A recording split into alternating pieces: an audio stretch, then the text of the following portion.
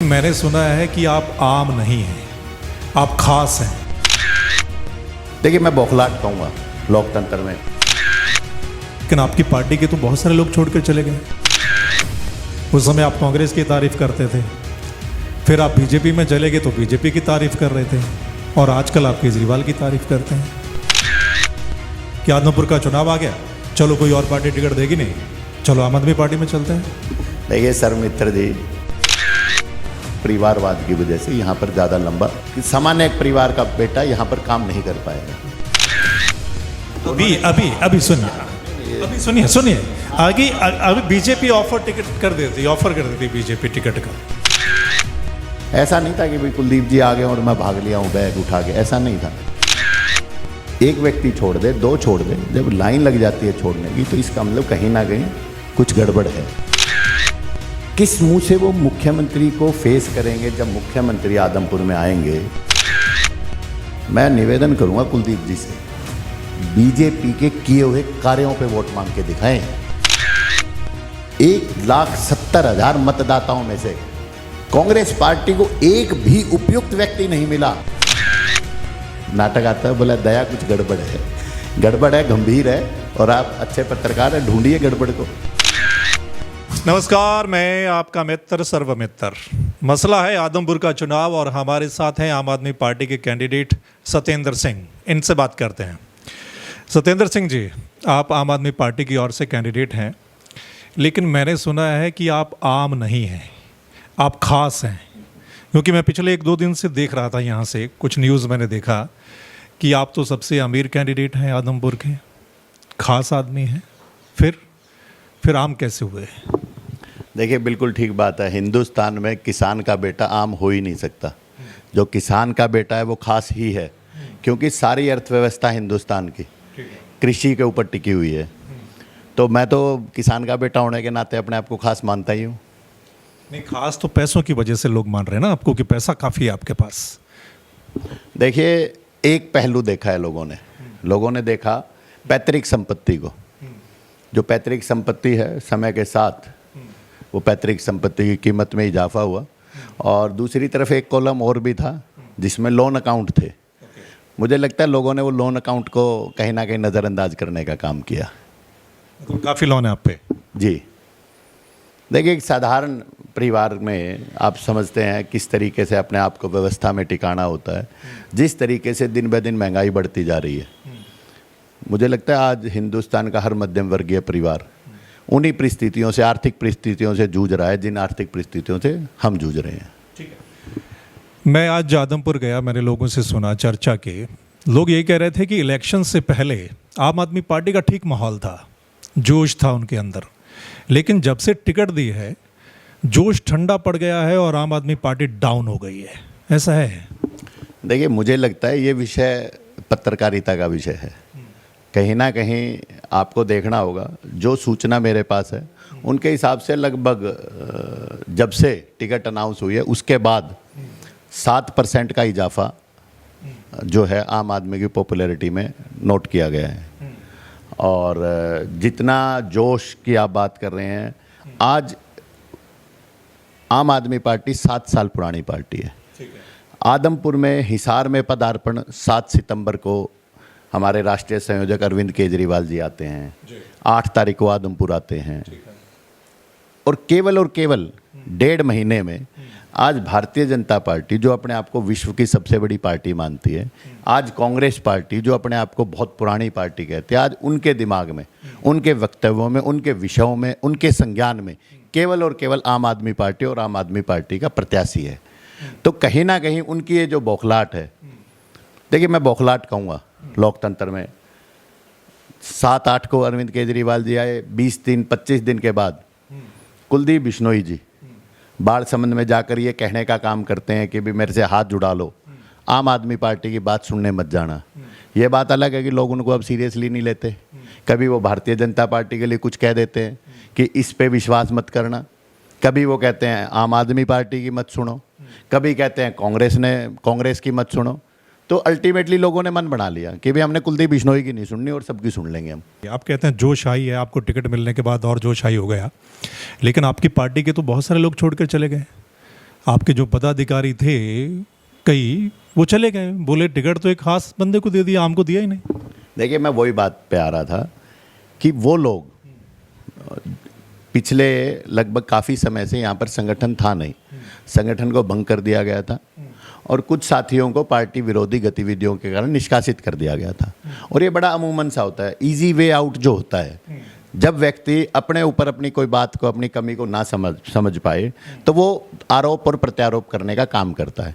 दूसरी चीज़ मैं मानता हूँ कि आम आदमी के अंदर जितने भी साथी, जितने कार्यकर्ता काम कर रहे हैं, एक मिशन के तहत काम कर रहे हैं। एक कैडर बेस्ड पार्टी है और कैडर के अंदर, अगर कैडर बेस्ड पार्टी में आपकी अपने नेता के प्रति, अपनी नेतृत्व के प्रति, पार्टी की नीतियों के प्रति अगर आपकी आस्था नहीं है, अगर आप अपने नेतृत्व के फैसलों पर विश्वास नहीं करेंगे, उन पर आवाज़ उठाने का काम करेंगे, तो मुझे नहीं लगता कि मूल रूप से वो आम आदमी के कार्यकर्ता रहे होंगे। कैडर हर पार्टी का होता है। जब आप कांग्रेस में थे, कांग्रेस की ओर से चुनाव भी लड़ा, उस समय आप कांग्रेस की तारीफ करते थे, फिर आप बीजेपी में चले गए तो बीजेपी की तारीफ कर रहे थे, और आजकल आप केजरीवाल की तारीफ करते हैं। तो फिर मतलब ठीक कौन है? देखिए, लोकतंत्र हमें इजाज़त देता है और हमारी सभ्यता में इजाज़त देती है। हमारे कहते हैं कि अगर गुण है तो वो तो दुश्मन के भी सराहने चाहिए। अच्छा काम चाहे कांग्रेस करे, चाहे भारतीय जनता पार्टी करे, चाहे आम आदमी पार्टी करे, चाहे कोई भी पार्टी करे। देखिए, अच्छे काम की अगर सराहना नहीं होगी और गलत काम की उल्हाना नहीं होगा तो मुझे लगता है कि लोकतंत्र का तो मतलब ही समाप्त हो जाएगा। Appreciation of good work is, I think, बहुत ज़्यादा ज़रूरत है। उस चीज़ की हमें ज़रूरत है। ऐसा नहीं है कि कांग्रेस ने कभी अच्छे काम नहीं किए, ऐसा नहीं है कि भारतीय जनता पार्टी ने अच्छे काम नहीं किए। जो अच्छे काम किए उनकी तारीफ होनी चाहिए, और मेरा तो यही मंतव्य है। और कहीं ना कहीं आज अगर भारतीय जनता पार्टी बेटी बचाओ बेटी पढ़ाओ का नारा देकर बेटियों को घर बिठाने का काम करेगी, अगर हम वो भी चर्चा ना करें, अगर मूलभूत चीज़ों को लेकर, अगर बिजली को लेकर, पानी को लेकर, रोजगार को लेकर, शिक्षा को लेकर, स्वास्थ्य को लेकर, किसान को लेकर, मजदूर को लेकर, अगर हम ये चर्चा ना करें तो मुझे लगता है, मेरा मत ये है कि हमारा सामाजिक और राजनीतिक जीवन में होना बेमानी हो जाएगा। आपको आम आदमी पार्टी की आइडियोलॉजी पसंद है या फिर सिर्फ टिकट के लिए कि आदमपुर का चुनाव आ गया, चलो कोई और पार्टी टिकट देगी नहीं, चलो आम आदमी पार्टी में चलते हैं? देखिए सर मित्र जी, अगर मुझे टिकट की ही बात होती, मैंने 18 साल एक कार्यकर्ता, बतौर कार्यकर्ता काम किया। उसके बाद मेरे कोई परिवार में कोई और राजनीति में नहीं है सर मित्र जी। मैं पहला, मेरा आप ये मान के जाइए, परिवार का सदस्य था जिसने राजनीति में, और आज से नहीं, मैं स्टूडेंट लाइफ से राजनीति में रहा। मैंने अलग अलग NSUI, यूथ कांग्रेस, किसान कांग्रेस, सब में काम किया। उसके बाद मैं आया, मुझे पार्टी ने टिकट दी, मैंने काम शुरू किया। 5 साल मैंने एक सामान्य कार्यकर्ता के रूप में लोगों के सुख दुख का साथी बना, कंधे से कंधा मिला के मैंने उनके साथ काम किया, संघर्ष किया। अब संघर्ष की अगर आप पूछेंगे, चाहे पानी को लेकर जो समिति बनी उसके संघर्ष की बात करें, चाहे गांवों को उजाड़ने से बचने की समिति बनी उसको लेकर आप बात करेंगे, अगर हम संघर्ष की बात करें, फरवरी 2016 में कुलदीप बिश्नोई जी कांग्रेस में आने का काम करते हैं। अगर मुझे टिकट की इच्छा होती या मुझे केवल और केवल टिकट पाने का ऐसा होता तो मैं फरवरी 16 में कांग्रेस छोड़ देता, परंतु मैंने उसी लय और उसी तरीके से कांग्रेस पार्टी में काम करते रहा। परंतु जब 2019 में कुलदीप बिश्नोई जी अपने बेटे के लिए टिकट ले गए, वो बेटा जो राजनीतिक रूप से शुरू भी नहीं हुआ था, जिसको राजनीतिक रूप से कोई तजर्बा नहीं था, कोई कार्यकर्ता के बतौर उन्होंने कभी काम नहीं किया था, तब मुझे लगा कि परिवारवाद की वजह से यहाँ पर ज़्यादा लंबा एक कार्यकर्ता, एक सामान्य एक परिवार का बेटा यहाँ पर काम नहीं कर पाएगा। मैंने भारतीय जनता पार्टी ज्वाइन की और भारतीय जनता पार्टी में हमने पहली बार, ये मेहनत थी कार्यकर्ताओं की कि भी पहली बार आदमपुर विधानसभा क्षेत्र से कुलदीप बिश्नोई या चौधरी भजनलाल का परिवार वहाँ से हारा। अगर टिकट की बात थी तो टिकट तो अक्टूबर 2019 में भारतीय जनता पार्टी ने मुझे नहीं दी। अगर मेरे मन में ऐसी कोई टिकट की अपेक्षाएं, आकांक्षाएं होती, आशाएं होती, इच्छाएं होती, तो मैं अक्टूबर 2019 में और पार्टियां मुझे टिकट देने को तैयार थी। मैं of the record, on the record बता रहा हूं आपको, और पार्टियां थी जो मुझे टिकट दे रही थी। कौन से दे रहे थे पार्टी? परंतु मैंने ये सुनिश्चित किया कि भी पार्टी केवल और केवल टिकट, हमारा मंतव्य नहीं होना चाहिए। हमें समाज के लिए, देश के लिए, और हम सब जो एक सोच लेके चल रहे हैं उस सोच के लिए हमें काम करना चाहिए। थोड़े दिनों के बाद देखेंगे आप, किसानों के ऊपर लाठीचार्ज हो जाता है। पहला व्यक्ति था मैं जिसने सोशल मीडिया पे 20 तारीख को 20 सितंबर 2020 को सरकार से, संगठन से निवेदन किया। मैंने निवेदन किया, सरकार और संगठन ने उसको किसी और उसमें दे टेक इट अदरवाइज कि भाई मैंने कहा कि जिन लोगों ने किसानों के ऊपर लाठीचार्ज किया उन अधिकारियों के खिलाफ और दोषी व्यक्तियों के खिलाफ कार्रवाई होनी चाहिए। उसके बाद तो एक सिलसिला चल पड़ा, 750 किसानों की शहादत हुई। तूड़ी जो किसान का पशुधन का सबसे बड़ा, मैं मानता हूँ पशुधन है, उसका सबसे बड़ा आसरा है तूड़ी। पूरे साल की तूड़ी किसान इकट्ठी करने की कोशिश करता है जब हमारा हार्वेस्टिंग का पीरियड होता है। उसके ऊपर धारा 144 लगा देगी। मैंने फिर संगठन में आवाज़ उठाने का काम किया कि भाई तूड़ी पे भी 144 लगाते हैं क्या कभी? अभी सुनिए आगे। अभी बीजेपी ऑफर कर देती बीजेपी टिकट का, तो फिर बीजेपी छोड़ते हैं। मैं वही तो बता रहा हूँ ना जी, बीजेपी छोड़ने की वजह ही तो बता रहा हूँ मैं। टिकट तो कोई वजह ही नहीं थी। जब उन्होंने 144 तूड़ी पे लगाई तो मैंने कहा कि 144 तूड़ी पे भी कोई 144 लगाता है। तो मैंने कहा अगर लगानी थी तो सिलेंडर पे लगा देते हैं, 400 से 1200 का हो गया। पेट्रोल पे लगा देते, डीजल पे लगा देते, सीमेंट पे लगा देते, सरिये पे लगा देते, कितनी ही चीज़ें थी, पर तूड़ी पे ही 144 क्यों लगी? और फिर सबसे बड़े मुद्दा, जब उन्होंने शिक्षा के ऊपर प्रहार करने का काम किया, ढाणी, मोहब्बतपुर और 5 गांव शुरू में थे जहां पर शिक्षा के स्कूल बंद करने का काम किया। और ढाणी, मोहब्बतपुर तो जब मैं धरने पे गया, मैं भारतीय जनता पार्टी में था और मैंने वहां बैठ के भी मुख्यमंत्री जी और उनके जो सहायक थे उनसे बातचीत करी कि भाई ये स्कूल जो है तो आउट ऑफ वे आपने बंद कर दिया, आपके रूल अलाउ नहीं करते। किसी अधिकारी ने गलत किया है और जानबूझ के किया, इसके पीछे क्या कमी है? ऐसा नहीं था कि भाई कुलदीप जी आ गए और मैं भाग लिया हूँ बैग उठा के, ऐसा नहीं था। परंतु जब मुझे लगा कि यहाँ कोई किसी तरह की सुनवाई नहीं हो रही और आप भी इस चीज़ की, आज भी खैरमपुर में स्कूल बंद है। कल कुलदीप जी को गाँव में नहीं घुसने दिया, काले झंडे दिखाए गए। आज भी सलेमगढ़ में दिक्कत हो रही है, आज भी चूड़ी में दिक्कत है, आज भी न्योड़ी में दिक्कत है, आज भी गुड़साड़ में, बाड़समंद में स्कूलों को लेकर, व्यवस्था को लेकर दिक्कत है।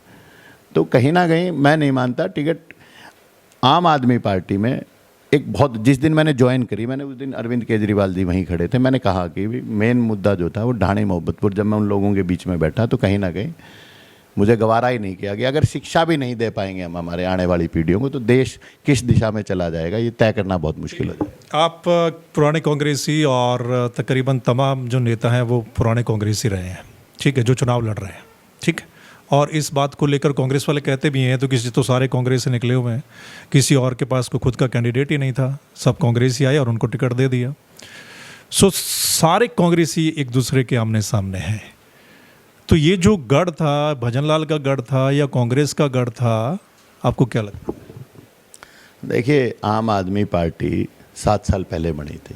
जो आम आदमी पार्टी की विचारधारा से सहमति रखेगा, वो चाहे किसी भी पार्टी से हो, उसको शामिल तो मुझे नहीं लगता। अगर हम आज बात करें कि भाई ये 70 साल से, तो भाई जब पार्टी नहीं थी तो कार्यकर्ता कहाँ से होंगे? पार्टी 7 साल पुरानी है। दूसरी चीज़ आपने कहा कांग्रेस के नेता, मैं पूछना चाहता हूँ सर मित्र जी, एक घर होता है, एक परिवार होता है, पार्टी भी एक घर परिवार की तरह होती है। क्या परिवार के मुखिया का ये दायित्व नहीं बनता कि वो परिवार को सहेज के रखे? ये कहने से पहले कि सब लोग कांग्रेस छोड़ के चले गए और आज हमारे आमने सामने खड़े हैं, पहले अपना घर नहीं संभालना चाहिए? एक व्यक्ति छोड़ दे, 2 छोड़ दे, जब लाइन लग जाती है छोड़ने की तो इसका मतलब कहीं ना कहीं कुछ गड़बड़ है, तो उसको चेक करना चाहिए, उसको चेक करें। दूसरी चीज़ आपने कहा, गढ़ की बात आपने करी। देखिए, लोकतंत्र में गढ़ की तो कोई व्यवस्था मैं मानता ही नहीं। एक परिवार से प्रेम हो सकता है, और कहीं ना कहीं मुझे हंसी आती है जब कुलदीप बिश्नोई जी विधानसभा में आके कहते हैं, आदमपुर विधानसभा क्षेत्र में आके कहते हैं कि 26 साल का वनवास है। 24 साल से स्वयं इस इलाके का प्रतिनिधित्व करते रहे हैं संसद में, विधानसभा में, और किस मुंह से वो मुख्यमंत्री को फेस करेंगे जब मुख्यमंत्री आदमपुर में आएंगे, अगर आएंगे उनके प्रचार के लिए? किस तरीके से भाषण देंगे? मुख्यमंत्री क्या बोलेंगे, कुलदीप जी क्या बोलेंगे? कुलदीप जी कहेंगे मुझे वोट दो, मैं 26 साल का वनवास खत्म कर दूंगा। मुख्यमंत्री जी कहेंगे हमने 8 साल में विकास की गंगा बहा दी, हमने बहुत काम कर दिया। तो देखिए आप, इनका खुद का जो है मामला वो बड़ा विरोधाभासी सा लगता है। और गढ़ तो मुझे लगता है आम आदमी इस बारी जो गढ़ है, जो दादा लाई है, उसको इस बार आम आदमी देख रहा है बड़ी नज़दीकी से। कहीं ऐसा तो नहीं कि इलेक्शन में नतीजे ठीक नहीं आए तो फिर आप पलट जाएंगे? ये जिस व्यक्ति ने ये संज्ञा दी, राजनीतिक संज्ञा दी, मैं मानता हूँ कि राजनीति के अंदर भी कहीं ना कहीं हमें, क्योंकि एक मर्यादा का जरूर हमें ध्यान रखना चाहिए। देखिए, मैं आपका चैनल भी देखता हूँ, मैं और चैनल भी देखता हूँ, तो मुझे लगता है कि आप उन व्यक्तियों में से हैं, उन पत्रकारों में से हैं, उन सुलझे हुए लोगों में से हैं जिनका शब्दों पर बहुत अच्छा आप प्रयोग करते हैं, शब्दों पे आपकी पकड़ अच्छी है। मैं हैरान हो जाता हूँ कुछ ऐसे राजनीतिक व्यक्तियों से कि जो इस तरह की संज्ञाओं की आवश्यकता नहीं है। आज आपने क्या किया? अदरवाइज सारे एक जैसे है ना। आपने क्या किया? कांग्रेस आज भारतीय जनता पार्टी शासन में है। मैं निवेदन करूंगा कुलदीप जी से, बीजेपी के किए हुए कार्यों पे वोट मांग के दिखाएं। मैं निवेदन करूंगा कांग्रेस पार्टी के प्रत्याशी से, 9 साल सत्ता में रह के उन्होंने जो काम किए उनके ऊपर वोट मांग के दिखाएं। अपनी पार्टी पे विश्वास नहीं है, पार्टी के नेतृत्व को, पार्टी के आदमपुर के जागरूक मतदाताओं पर विश्वास नहीं है। कांग्रेस पार्टी किस मुंह से आदमपुर के मतदाताओं से वोट मांगती है जब वो उनको अपना बेटा और बेटी प्रत्याशी के रूप में नहीं दे सकते? 1,70,000 मतदाताओं में से कांग्रेस पार्टी को एक भी उपयुक्त व्यक्ति नहीं मिला, और फिर कहते हैं कि ये तो सारे कांग्रेस से आए हुए हैं। कांग्रेस से तो आए हुए हो सकते हैं, आदमपुर में उपयुक्त व्यक्ति का चयन ना कर पाना या तो कांग्रेस की विफलता है या उनका आदमपुर के लोगों के ऊपर अविश्वास दर्शाता है। अच्छा सतेंद्र, आप रहे आदमपुर में और मैंने सुना कि आपने वर्क किया काफ़ी लंबे समय से, कि आप यहाँ के लोकल हैं। कुलदीप बिश्नोई, आपको क्या लगता है ऐसी कौन सी मजबूरी हो गई कि बीजेपी में जाना पड़ा, जिस पार्टी को इतना बोल रहे थे कि किसी पे विश्वास कर लेना लेकिन बीजेपी में मत करना? आपको क्या लगता है? देखिए सर मित्र जी, मैं तो, मेरा ज्ञान तो आपके वीडियो देख के बढ़ा लेता हूँ। मुझे अचरज और आप मुझसे पूछ रहे हैं ये सवाल। लोकल हैं आप, हिसार के लोकल हैं आप, आदमपुर के लोकल हैं, कि ऐसी कौन सी मजबूरी हो सकती है? देखिए, मैं तो ये भी पूछता हूँ, आप कुलदीप जी की मजबूरी समझ रहे हैं, मैं पूछता हूँ भारतीय जनता पार्टी की ऐसी क्या मजबूरी है जो कि तो एक सीट बढ़ जाएगी ना, वो तो सोचते होंगे चलो हमारी एक सीट बढ़ जाएगी। भारतीय जनता पार्टी जो कहती है कि we are party with a difference, जो कहते हैं कि हम परिवारवाद के धुर विरोधी हैं, उनकी ऐसी क्या मजबूरी है कि जिस दिन कुलदीप बिश्नोई जी पार्टी में शामिल होते हैं और वो आते ही कहते हैं कि चुनाव तो मेरा बेटा लड़ेगा, वो 2 दिन बाद उनको फिर समझाया गया भी ऐसे नहीं बोलते, शब्दों का थोड़ा सा चयन ठीक कीजिए, फिर वो कहते हैं कि मैं तो एक कार्यकर्ता के बतौर कांग्रेस पार्टी में अध्यक्ष की लड़ाई लड़ रहे थे, CLP लीडर की लड़ाई लड़ रहे थे, आज तक मुख्यमंत्री के नाम पर आदमपुर की भोली भाली जनता को बहकाने का, बरगलाने का और भरमाने का काम करते रहे। आज कैसे एक सामान्य कार्यकर्ता बन गए? वो फिर वही बात आ जाती है, वो एक नाटक आता है, बोला दया कुछ गड़बड़ है, गड़बड़ है, गंभीर है, और आप अच्छे पत्रकार हैं, ढूंढिए गड़बड़ को। आप इस पे कुछ नहीं कहना चाहेंगे? देखिए, कहने को बहुत कुछ है, कहने को बहुत कुछ है, मैं तो एक ही चीज़ मानता हूँ, और कहने की बड़ी सीधी सी बात है। मैंने मंच के जरिए कुलदीप जी से सवाल किया कि कुलदीप जी, 3.5 साल पहले आपका बेटा इसी इलाके में, इन्हीं गाँव में, इन्हीं चौक में, चौपाल में वोट मांग के गया कि आप मुझे वोट दो, मैं आपके सुख दुख का साथी बनूंगा, परंतु घर जाते ही कहा, बोला पापा आपने बहुत झूठ बुलवा ली मेरे से, मेरे को तो अमेरिका भेज दो, मेरा मन नहीं लगता यहाँ। जब उसको अमेरिका भेजने की बात आई तो सुप्रीम कोर्ट ने कहा भाई रुक जा, आप नहीं जा सकते, क्योंकि आप पे, जैसा कि उन्होंने कल हल्फनामे में कहा है कि 4 क्रिमिनल केस चल रहे हैं, आय से अधिक संपत्ति के केस चल रहे हैं। कुलदीप जी कहते हैं बहुत पढ़ा लिखा है, सबसे शिक्षित है, ये क्यों नहीं कहते कि सबसे ज़्यादा मुकदमे भी इन्हीं पे दर्ज है? और इतनी छोटी सी उम्र में इतनी आय भी कर ली। एक किसान का बेटा उनको करोड़पति नज़र आता है, जिसने अपने जीवन के 45 साल किसान का संघर्ष करते हुए, खेती करते हुए, बिजनेस करते हुए लगाए। परंतु इतनी छोटी सी उम्र में उनके बेटे के ऊपर 4 आय से अधिक संपत्ति के मामले चल रहे हैं, उस पर उनका ध्यान नहीं गया। मैंने कहा कुलदीप जी को, कुलदीप जी आपको 1 करोड़पति आदमपुर हल्के में नहीं सुहारा, समझ गए होंगे आप थोड़ा सा देशी। अगर 24 साल मुझे मौका मिलता है इस इलाके का प्रतिनिधित्व करने में, आदमपुर के हर एक घर में एक बेटा और एक बेटी करोड़पति बन चुके होते आज तक। किस तरह की नेतृत्व दिया है, और क्यों अमेरिका भेजने के लिए कुलदीप जी को अपना और अपनी धर्मपत्नी रेणुका जी का पासपोर्ट सुप्रीम कोर्ट में सरेंडर करना पड़ा, ये सवाल हैं कुलदीप जी से। हमने एक श्रृंखला शुरू की है, रोज एक सवाल पूछता हूँ मैं कुलदीप जी से। जवाब मिलता है? बिल्कुल भी नहीं, साहस ही नहीं जुटा पाते। लोकतंत्र को आधा अधूरा लोकतंत्र रहा है आदमपुर में, आधा अधूरा। अपनी बात कहते हैं, खड़े होके चले जाते हैं।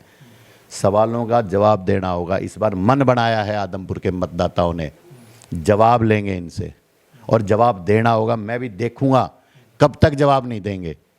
अच्छा, लोग चर्चा कर रहे हैं, जिससे भी मैं पूछता हूँ, वो कहते हैं कि इलेक्शन जो है ना धीरे धीरे आमने सामने का हो जाएगा, मतलब बीजेपी वर्सेस कांग्रेस, और बाकी सारे पिछड़ जाएंगे, टक्कर होगी कांग्रेस और बीजेपी के बीच में। आप दावा कुछ और कर रहे हैं? देखिए, मैं तो ये मानता हूँ जो लोग इतना अच्छा ज्योतिष का ज्ञान रखते हैं, मुझे क्यों नहीं मिलते? मैंने बहुत सी चीज़ें पूछनी थी उनसे। ऐसे लोग मुझे नहीं मिलते जो ज्योतिष का इतना बढ़िया ज्ञान दे देंगे। देखिए, इलेक्शन बड़ा स्पष्ट सा है। कांग्रेस तो कहीं पिक्चर में ही नहीं है, कांग्रेस तो पिक्चर में नहीं है। बीजेपी सिर्फ इसलिए पिक्चर में है क्योंकि बीजेपी नहीं है। बीजेपी 1, जेजेपी 2, हरियाणा की सरकार 3, कुलदीप बिश्नोई जी 4। ये 4 ताकतें हैं जो ये चुनाव लड़ रही हैं, और उसके सामने एक किसान का बेटा, साधारण घर का आम आदमी का कार्यकर्ता। अच्छा, मैं आज देख कर आया, एक लास्ट वाला है, बहुत बुरा हाल है विकास की अगर बात करें तो। मैं जिस रोड पे जाता हूँ गड्ढे ही गड्ढे हैं, हर रोड, कोई भी ऐसा रोड नहीं मुझे मिला जो बिल्कुल ठीक ठाक हो। तो ये तो जिसको गढ़ कहा जाता है या आदमपुर एक वीआईपी हल्का माना जाता है, तो फिर उसकी हालत ऐसी क्यों है? देखिए, यही सवाल है जो मैं कुलदीप जी के नेतृत्व पे लंबे समय से उठाता रहा हूँ। 26 साल का वनवास, 24 साल का नेतृत्व कर क्या रहे थे कुलदीप जी? हरियाणा के विधानसभा में सबसे कम उपस्थिति अगर किसी व्यक्ति की है तो कुलदीप बिश्नोई जी की है। बहुत बहुत शुक्रिया। सुना आपने सत्येंद्र सिंह जी को। अभी दावे वादे चलते रहेंगे जब तक ये चुनाव कंप्लीट नहीं हो जाता, और हमारी कोशिश रहेगी जो भी उम्मीदवार हैं उनसे बातचीत की जाए, उनका नज़रिया क्या है या वट जो भी उनके बारे में बोला जा रहा है वो आप लोगों तक पहुंचाया जाए। इस बातचीत को लेकर आपका क्या कुछ कहना है कमेंट करके बता दीजिएगा। अगली रिपोर्ट में फिर मिलेंगे, तब तक के लिए नमस्कार, आदाब, सत श्री अकाल, राम राम।